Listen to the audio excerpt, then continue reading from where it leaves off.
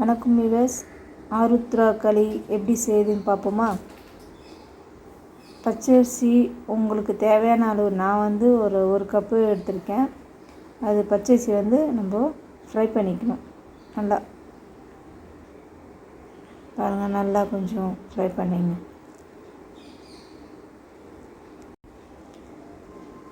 Next இப்போ நம்ம இது அரிசி ஒரு கப்பு போட்டிருக்கோன்னா சிறு பருப்பு அரை கப்பு போடணும் நம்ம. ஓகேங்களா? நெக்ஸ்ட்டு அந்த பருப்பும் வறுக்கணும். நல்லா பச்சை வாசனை போக வறுக்கணும். இப்போ அரிசி நல்லா இதுவாகிடுச்சு. தட்டில் கொட்டி நல்லா ஆற வைக்கணும் பருப்பு. ஓகேங்களா?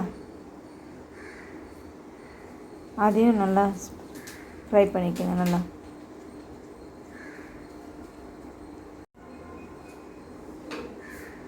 சிறு தீயில வச்சு வருங்க.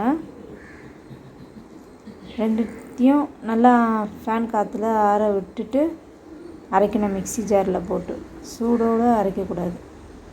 ஓகேங்களா? இப்போது நம்ம வெல்லம் பாகு மாதிரியில் வெல்லம் கட்டி கரையணும். பாகு மாதிரி எடுத்துடக்கூடாது. அந்த கட்டியில் நம்மளுக்கு தண்ணியில் நல்லா கரையணும். இப்போ ஆறிடுச்சு. நம்ம மிக்சியில் போட்டு அரைச்சி நல்லா ரவை மாதிரி அரைக்கணும். மாவு அரைக்கக்கூடாது. ஏன்னா அப்புறம் நல்லா குழஞ்சிடும். கொஞ்சம் ரவை மாதிரி இருந்தால் கொஞ்சம் டேஸ்ட்டு நல்லாயிருக்கும். பார்த்துங்க. ஓகேங்களா? இந்த அளவு போதும். வெல்லம் கரைஞ்சிடுச்சு. அதை ஃபில்ட்ரு பண்ணிடுவோம். ஏன்னா அடியில் மண் எல்லாம் இருக்கும். அதை நல்லா ஃபில்ட்ரு இன்னொரு பாத்திரம் வச்சுட்டு அதில் வடிகட்டி நம்ம இது பண்ணணும்.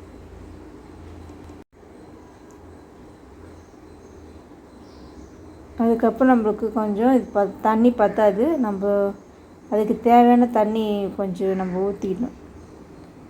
நான் ஒரு 2-3 டம்ளர் கிட்டே ஊற்றுவேன்.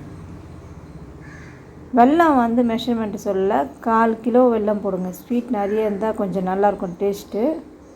ஓகேங்களா? 1 கப்பு பச்சரிசி, அரை கப்பு சிறுபருப்பு. பக்கத்தில் கொஞ்சம் பாத்திரம் கடாயை வச்சு நெய் வறுத்துக்கணும். நல்லா நெய் ஊற்றி நெய் நல்லா வறுத்துக்கணும். நெய் தான் இந்த டேஸ்ட்டுக்கு. டால்டா எண்ணெய் அதெல்லாம் ஊற்றக்கூடாது. வெறும் நெய்யில் தான் நீங்கள் செய்யணும். அப்போ தான் அந்த களி டேஸ்ட்டு கொடுக்கும். சரிங்களா? அந்த பக்கத்தில் தண்ணி ஊற்றிக்க. அந்த வெல்லம் கொதிக்கணும். அது கொதிச்சக்கப்புறம் நம்ம அதில் போட்டு களியை மெதுவாக கொட்டி கொட்டி கலர்னா மாவாக உருண்டை ஆகிடும். கொஞ்சம் கொஞ்சமாக போட்டு கலரணும். சரிங்களா? இப்போ அந்த மாவு போடுறேன். லைட்டாக கலருங்க. இல்லைன்னா அப்படியே உருண்டை ஆயிடுச்சுன்னா அப்புறம் மாவாக நின்றுடும். ஓகேங்களா?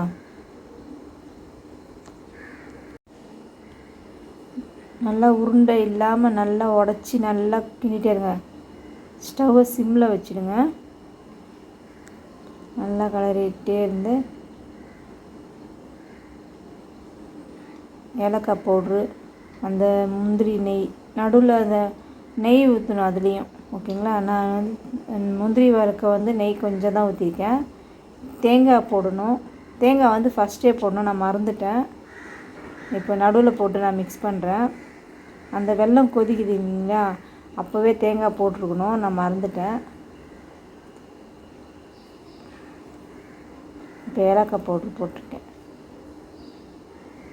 எல்லாத்தையும் போட்டு நல்லா மிக்ஸ் பண்ணிவிட்டு கொஞ்சம் நெய் போடுங்க. நீங்கள் நெய் எவ்வளோ போடுறீங்களோ அவ்வளோ டேஸ்ட்டு. அதுக்குன்னு ரொம்ப போட்டுறாதீங்க, தகிட்டிட்டு போகுது. இப்போது அந்த ஃப்ரை பண்ண முந்திரியை அதில் போட்டு அவ்வளோதான். அந்த இது நல்லா வேகணும்.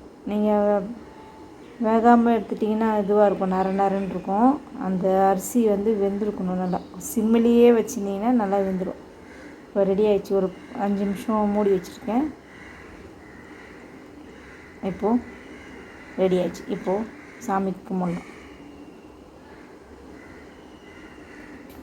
சாப்பிட்டோம். சாமிக்கு படைச்சி சாப்பிட்டோம். களி நல்லா டேஸ்ட்டாக இருந்திருக்கு. நாங்கள் ஃபேமிலியாக உட்காந்து சாப்பிட்டோம். என்ன டவுட் இருந்தால் கேளுங்க. ஓகே வியூவர்ஸ், களி நல்லா சூப்பராக வந்திருக்கு. நீங்களும் ட்ரை பண்ணுங்கள். உங்களுக்கு பிடிச்சிருந்தா லைக்ஸ் பண்ணுங்கள். நெக்ஸ்ட் வீடியோவில் பார்ப்போம். Okay bye.